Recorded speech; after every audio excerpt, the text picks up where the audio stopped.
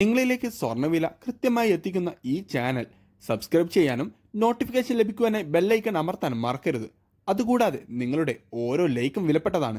Like ചെയ്യാൻ മറക്കരുത് കേട്ടോ. സ്വർണം വാങ്ങാനുള്ളവർക്ക് പ്രതീക്ഷ നൽകിക്കൊണ്ട് വിപണിയിൽ കുറവാണ് രേഖപ്പെടുത്തിക്കൊണ്ടിരിക്കുന്നത്. കേരളത്തിൽ നിന്ന് 2 തവണയാണ് കേന്ദ്ര ബഡ്ജറ്റ് മൂലം വിപണിയിൽ ഇടിവ് രേഖപ്പെടുത്താൻ കാരണമായത്. ഇന്ന് 1 ഗ്രാം സ്വർണത്തിന് 275 പവന് 2200 രൂപയുടെയും ഇടിവാണ് കേരളത്തിൽ രേഖപ്പെടുത്തിയത്. ഇന്ത്യയിലേക്കുള്ള ഇറക്കുമതി തീരുവ കുറച്ചതോടെ സ്വർണ്ണ വിപണിയിൽ വീണ്ടും കുറവ് നേരിടാൻ സാധ്യത കൂടുതലാണ്.